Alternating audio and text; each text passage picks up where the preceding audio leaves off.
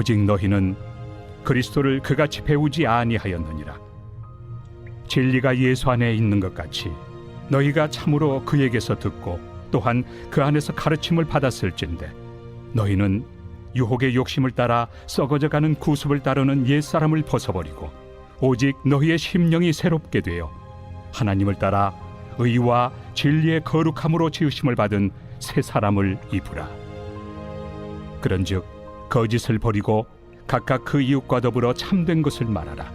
이는 우리가 서로 지체가 됨이라. 분을 내어도 죄를 짓지 말며 해가 지도록 분을 품지 말고 마귀에게 틈을 주지 말라. 도둑질하는 자는 다시 도둑질하지 말고 돌이켜 가난한 자에게 구제할 수 있도록 자기 손으로 수고하여 선한 일을 하라. 무릇 더러운 말은 너희 입 밖에도 내지 말고 오직 덕을 세우는 데 소용되는 대로 선한 말을 하여 듣는 자들에게 은혜를 끼치게 하라. 하나님의 성령을 근심하게 하지 말라. 그 안에서 너희가 구원의 날까지 인치심을 받았느니라.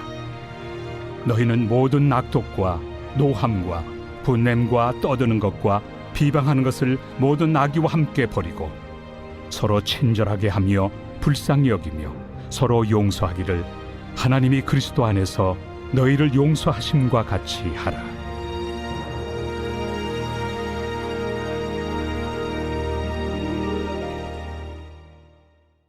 성도 여러분, 사도 바울은 에베소서를 통해 그리스도인은 예수를 통해 창조된 새로운 존재라고 하는 것을 끊임없이 강조하고 있습니다.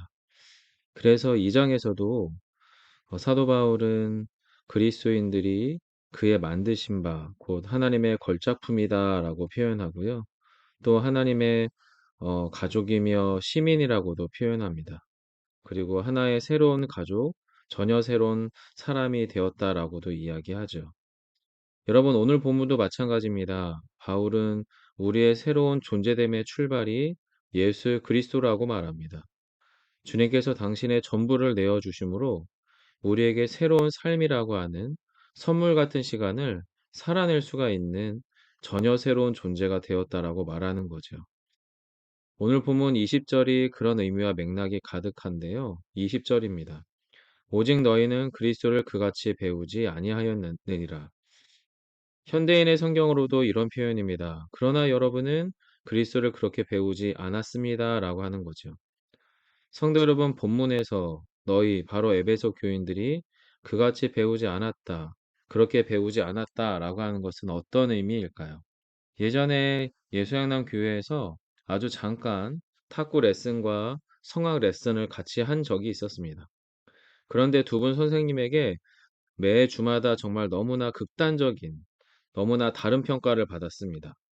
한쪽에서는요, 제 평생에 한번 들어볼까 말까한 칭찬을, 또 한쪽에서는 목사님 정말 해도 안 되겠는데요? 라고 하는 평가를 받았습니다. 여러분, 어느 쪽 레슨이 좋은 평가를 받았을까요? 놀랍게도 좋은 평가는 성악 쪽이었습니다. 그리고 정말 안 되겠는데요? 라고 하는 평가를 들은 쪽은 탁구 레슨이었고요. 그런데 이유는 딱 하나였습니다. 성악은요, 오히려 제가 완전 백지 상태였던 거죠. 반면에 탁구는 동네 탁구에서 배워버린 몹쓸 습관이 전혀 고쳐지지 않았기 때문이었습니다. 역설적이게도 성악은 그야말로 완전 백지 상태이다 보니까 한마디로 태어나서 단 한 번도 노래를 안 해본 성대 수준이다라고 하더라고요. 그래서 선생님의 지도대로만 했더니 정말 제가 전혀 예상해보지 못했던 소리가 나오는 것을 경험하게 됩니다. 반면에 탁구는요, 소위 동네 탁구장에서 친구들끼리 치던 습관들이 나 자신도 모르는 사이에 탁구의 기본기를 도저히 받아들이지 못하게 하고 있었습니다. 왜냐하면 제 몸에 배어있는 지독한 소위 똥폼이 매우 바람직한 탁구 폼을 완전히 거부하고 있었기 때문이죠. 성도 여러분, 20절에서 사도 바울이 말하는 여러분은 그리스도를 그렇게 배우지 않았습니다 라고 하는 부분이 바로 이 부분인 겁니다. 에베소 교인들은 이방인이었고 옛사람의 습성이 여전히 살아있다 보니까 소위 영적인 똥폼이 예수의 영적인 기본기를 전혀 받아들이지 못하고 계속 거부하는 상태였던 거지요. 이것을 성경은 허망한 마음에 사로잡힌 상태라고 말합니다. 수요 공방에서 본문 17절로 19절을 조금 더 쉽게 저희가 함께 풀어보고 살펴보았는데요. 이렇게 본문을 읽어볼 수 있을 것 같아요. 우리 주님과 함께 단언하건대 여러분은 허망한 마음이 가져다주는 이방인 옛사람의 길에서 완전히 떠나야 합니다. 왜냐하면 허망한 그 마음은 무지와 굳어지는 마음으로 하나님을 발견할 만한 총명은 점점 어두워지게 하고 하나님의 생명으로부터는 점점 멀어지게 하기 때문입니다. 결국 망가진 영혼은 자신의 마음을 더욱 무감각하게 합니다. 그래서 나도 모르게 나의 몸을 더욱 방탕한 삶의 자리로 이끌어 가지요. 결국에 온갖 종류의 부정함과 죄악을 더욱더 탐하게 하고 맙니다. 바울은 이방인 옛사람의 영적인 상태를 한마디로 허망한 마음에 사로잡혀 있는 상태라고 이야기합니다. 이 허망한 마음이 무엇이고 이 허망한 마음이 우리의 영혼과 마음, 삶을 어떻게 파괴시키는지 저희가 오늘 말씀을 통해 한번 다루면 좋을 것 같아요. 왜냐하면 공교롭게도 지난 한 주간 대한민국 전체가 기독교 복음 선교회, 소위 JMS의 정명석이라고 하는 사이비 교주 이야기로 정말 시끌벅적했기 때문입니다. 여러분, JMS 정명석은 기독교의 껍데기를 입은 전형적인 사이비입니다. 사이비라 함은 겉모양은 기독교의 형태를 띠고 있는지 모르겠지만 결국에는 교주 중심의 종교 중독 현상을 일으키는 것이 사이비입니다. 한국 교회를 혼란스럽게 하는 정명석의 JMS, 이만희의 신천지, 김기순의 아가동산 같은 집단이죠. 이런 사이비들이 주 대상으로 삼게 되는 사람들이 허망한 마음에 사로잡힌 기존의 그리스도인들이거나 보통의 일반인들입니다. 성도 여러분, 허망한 마음이 무엇인가요? 말 그대로 비어있는 마음입니다. 반드시 그것을 채워야 하는데 채워지지 않고는 견딜 수 없는 공허감에 사로잡히는 마음이죠. 그래서 그 허망한 마음은 반드시 채워져야 하는 마음의 방입니다. 그런데 그 비어있는 마음은 하나님이 아닌 다른 것으로는 채워질 수 없는 거죠. 그리고 하나님이 아닌 다른 것으로 채워지게 되면 반드시 문제와 비극이 생기는 마음의 방입니다. 사람들은 자신의 허망한 마음을 어떻게 해결하게 될까요?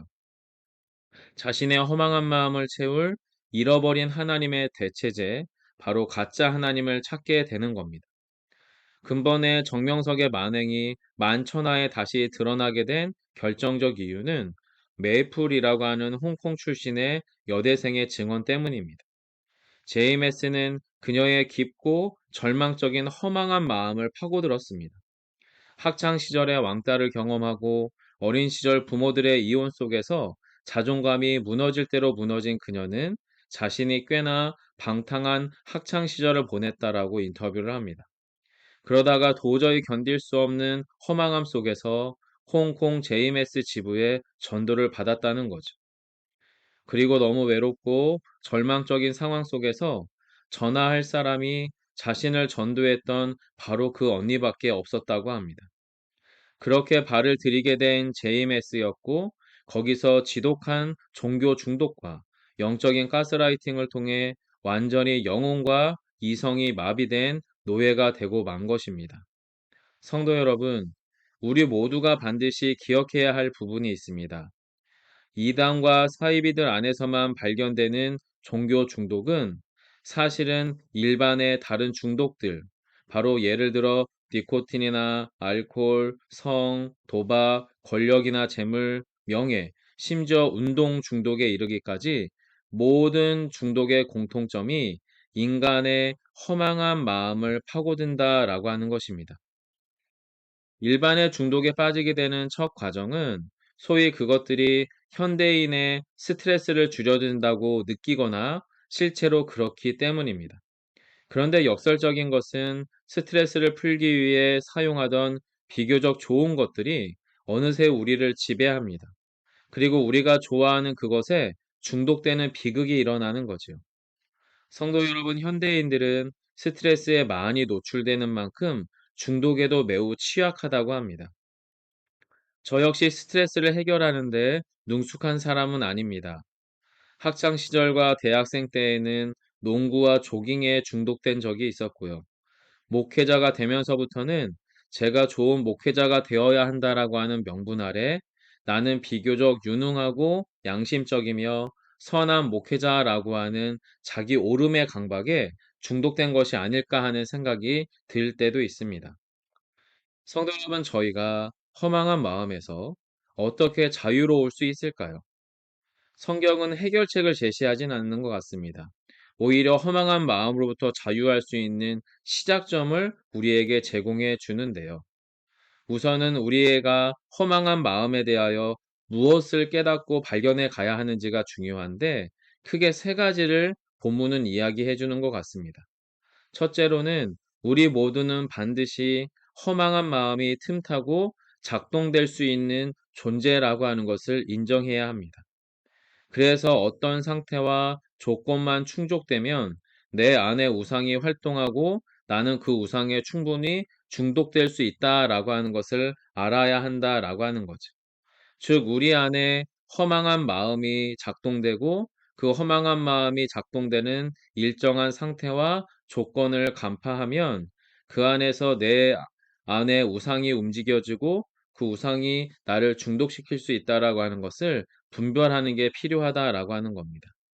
둘째로는 허망한 마음은 하나님을 알지 못하는 영적 무지와 하나님에 대한 필요성을 전혀 느끼지 못하는 무감각해지는 마음을 더욱 크게 한다라고 하는 겁니다. 그리고 그렇게 더욱더 커지면서 그 허망한 마음은 점점점 강화되는 거죠. 이런 영적 무지와 무감각은 결국에 총명, 하나님을 알만한 지혜와 하나님의 생명, 우리 안에 발견되는 하나님의 활동력을 상실시키게 됩니다. 셋째로는 결국 영적인 무감각은 그 허망한 마음에 자기 즐거움, 자기 만족, 자기 숭배의 재단을 만들어버리고 맙니다. 그래서 외부 의존적인 사람은 종교 중독의 모습으로, 자기 의존적인 사람은 자기 숭배로 빠지게 되는 것 같습니다. 그런 의미에서 여러분, 허망한 마음에 사로잡힌 모든 종류의 사람들은 모든 종류의 우상 숭배자일 수 있습니다. 성도 여러분, 그 우상이 물론 사물이나 어떤 일정한 현상이나 또는 구체적인 사람이기도 합니다. 왜냐하면 그것이 충족되면 모든 문제가 해결된 것 같은 착각을 불러일으키기 때문입니다. 또한 나는 충분히 행복하고 의미 있는 존재로 느껴지게 한다라고 하는 거죠. 그래서 그런 모든 것들이 우상이 될 수 있습니다. 하지만 더욱더 엄밀하게 살펴보면 사물이나 어떤 현상이나 다른 사람들이 우상이 아니라 바로 자기 자신이 우상인 경우가 너무나도 확실합니다. 왜냐하면 그렇게 좋았던 그것도 어느 순간 싫어지고 미워지고 심지어 나를 중심으로 우상숭배의 대상은 수시로 옮겨가기 때문입니다. 결국에 최종적인 우상은 어떤 사람이나 사물이나 현상이 아니라 자기 사랑과 자기 만족이라고 하는 우상이라는 거죠. 그래서 그 허망한 마음은 결코 채워질 수가 없습니다. 왜냐하면 우리 옛사람, 옛자아는 결코 만족을 모르기 때문입니다. 심지어 우리 옛사람과 옛자아는 하나님을 향할 수도 없습니다. 그런데 우리가 바로 그런 존재라고 하는 것. 우리는 우상 숭배에 중독될 수 있는 매우 취약한 존재들이고 그 허망한 마음에 계속해서 무엇인가를 공급하고 그 마음에 사로잡히면 결국에도 우리 자신은 하나님을 향하거나 하나님 안에서 자유할 수 없다는 것을 인정하기 시작할 때 여러분, 우리는 오늘 본문에서 놀라운 선언을 만나게 되는 것입니다. 서론에서 다룬 20절입니다. 이미 우리는 이방인 옛사람이 아니라 그리스도인 새 사람이 되었다라고 하는 거지요. 여러분, 이 20절의 말씀을 우리 심령에 새겨진 잘 박힌 못처럼 여기셨으면 좋겠습니다. 저와 여러분은 오직 그리스도를 그렇게 배우지 않았습니다. 저와 여러분 안에 그리스도는 저와 여러분 안에서 우리가 그 옛사람에 사로잡힌 그런 존재로 결코 그대로 방치하거나 두지 않으셨다라고 하는 겁니다. 우리를 전혀 새로운 존재로 만드셨다라고 하는 거지요. 자, 그렇다면 여러분, 우리는 예수님을 어떻게 배운 것인가요? 그것이 본문 21절입니다. 진리가 예수 안에 있는 것 같이 너희가 참으로 그에게서 듣고 또한 그 안에서 가르침을 받았을 진대. 성도 여러분, 20절은 우리에게 무엇을 이야기해 줍니까? 진리이신 예수님이 이미 우리 안에 거하신다라고 이야기합니다. 그래서 우리는 예수님에 대해서 듣는 것이 아니라 우리 안에 계신 예수를 듣습니다. 예수님의 가르침에 관해 배우는 것이 아니라 우리 안에 계신 예수님, 그래서 그 예수님 안에서 가르침을 받습니다. 운동으로 치자면 몸에 배어있는 기본기가 자신의 실력이 되기 시작했다라고 하는 의미이고요. 노래를 배운 사람은 노래 기술자가 아니라 정말 노래를 부름으로 그 노래를 통한 자신의 이야기를 하는 사람이 되었다는 말입니다. 기술 장인은요, 물건을 잘 만드는 것을 넘어 자신이 만든 물건을 통해 사람들에게 감동과 메시지를 전하기 시작했다는 것이고요. 그리고 신앙생활로 그것을 치자면 우리 안에 예수가 실제가 되는 방식으로 삶을 살아가기 시작했다라고 하는 의미입니다. 그리고 이것을 사도 바울은 예수님이 우리 안에 계셔서 우리는 이제 옛사람을 벗어버리고 새 사람을 입는 자가 되었다라고 이야기합니다. 그래서 저는 이 부분을 옛사람을 벗어버리는 연습과 새 사람을 입는 연습을 충실히 하는 예수 비봉교회가 되자고 권면드리고 싶습니다. 그래서 마지막 25절로 32절은 그야말로 새 사람을 입는 연습 문제, 실천편이다라고 볼 수 있는 거지요. 여러분, 그래서 25절로 32절의 말씀을 저희가 옛사람으로서 벗어버려야 할 것은 무엇이며 새 사람으로서 옷 입어야 할 것이 무엇인지를 비교하며 25절로부터 32절의 말씀을 정리해 보면 좋을 것 같습니다. 옛사람을 벗고 새 사람을 입는 연습은 이런 것입니다. 첫 번째는 거짓을 버리고 오히려 이웃된 서로에게 진실을 말하는 연습을 하는 겁니다. 여러분, 저희가 거짓을 취하고 진실을 회피하는 이유는 진실이 우리에게 가져다주는 불이익이 거짓이 우리에게 가져다주는 유익보다 훨씬 크다라고 느끼기 때문인데요. 새 사람은 그것을 역전시키는 연습입니다. 즉, 거짓이 아니라 진실을 사랑하는 새 사람의 연습을 하기로 결정하는 거죠. 진실이 또 진정이 우리 안에 가져다주는 불이익을 기꺼이 감당하기로 결정해 보는 겁니다. 그리고 거짓이 우리에게 가져다주는 유익에 눈 감기로 결정하는 거죠. 두 번째로 여러분, 우리의 분노가 하루를 넘김으로 악이 틈탈 기회를 주지 말자라고 하는 것입니다. 이것은 분노가 우리 안에 쏟아짐으로 그것이 또 다른 죄악을 만들지 않도록, 즉 악이 아니라 선으로 갚는 새 사람의 연습을 해보자라고 하는 겁니다. 세 번째로는요, 내 이익을 위해서라면 남의 것을 훔치던 손으로 구제를 위해 자신의 손으로 수고해보자라고 사도 바울은 권면합니다. 여러분, 저는 이 구절이 특히나 너무나 드라마틱한 것 같아요. 사도 바울이 강도, 도적에 대한 이야기를 합니다.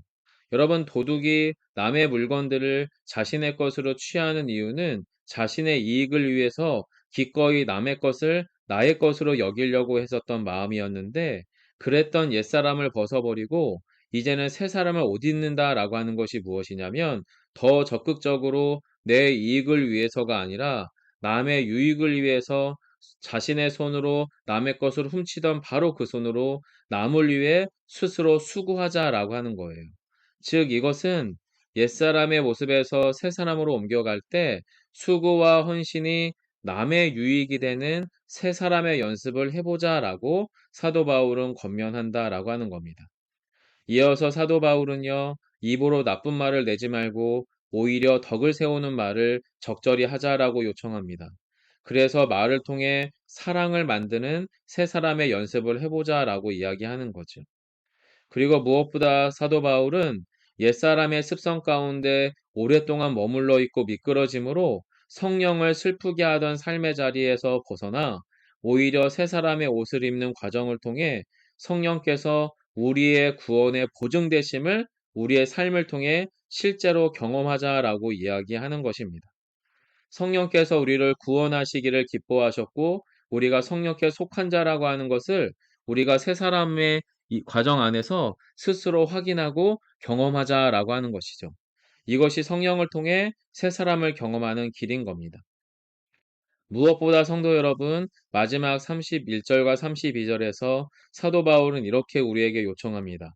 무엇보다 이제 모든 악독과 걱정과 분노와 말다툼과 비방과 악의를 버리고 서로에게 친절하고 긍휼히 여기며 하나님께서 예수 그리스도 안에서 여러분을 용서하신 것처럼 서로 용서하라라고 매우 적극적으로 요청합니다. 이것이 바로 예수로 새 사람을 입는 그 사랑을 연습하는 과정이 될 것입니다. 사랑하는 성도 여러분, 저희는 하나님 앞에서 예수 그리스도의 다함이 없는 그 사랑으로 새로운 존재가 된 사람들입니다. 그리고 새로운 존재로서 저희는 새로운 삶을 선물 받은 존재인 거죠. 여러분, 새로운 삶을 선물 받았다라고 하는 의미가 무엇인가요? 그 새로운 삶이 우리 안에 찾아온 것에 우리의 그 어떤 공로와 우리의 그 어떤 주장도 필요하지 않습니다. 왜냐하면 그 새로운 존재로서의 새로운 삶은 하나님이 우리에게 주신 철저한 선물이기 때문입니다. 하지만 여러분, 우리가 그 선물을 누리는 방법은 무엇일까요?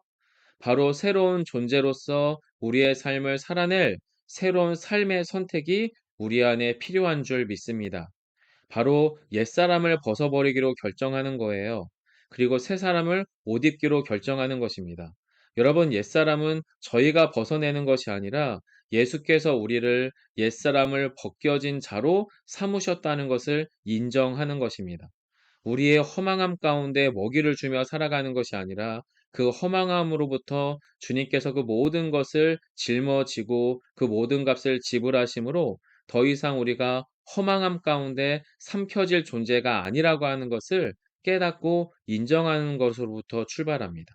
그리고 거기서부터 우리가 새 사람을 옷 입는 연습을 온전히 해 가기를 간절히 소망합니다. 성도 여러분, 그것이 가능하게 하는 힘이 무엇입니까? 예수님이야말로 세상의 모든 허망함 가운데 완전히 삼켜진 존재였다는 것을 기억해 주시기를 바랍니다. 주님께서 허망함 가운데 삼켜진 자라고 하는 것은 무엇인가요? 예수님은 모든 것을 지으신 창조주 하나님이 되십니다. 그렇게 우리의 모든 만물의 주인 되신 주님께서 당신의 피조물 된 인간의 죄와 허물을 자신의 것으로 삼키셨습니다. 여러분, 창조주가 피조물이 되어서 모든 인류의 모든 죄의 재물들을 친히 삼키신 것만큼 허망한 삶이 어디 있겠습니까? 주님은 그렇게 스스로를 당신의 허망한 자리에 두심으로 우리를 당신의 가장 완전한 자리에 세우신 신비를 성취한 분이십니다. 그 주님께서 행하신 다함이 없는 그 사랑 안에서 우리가 더 이상 우리 안에 옛사람의 허망함 가운데 삼켜진 자로 살지 않기를 바라고요. 오히려 예수께서 우리 안에 빚어내신 새 사람을 옷 입는 삶의 자리에 저희 모두가 깊이 참여하시기를 간절히 소망합니다.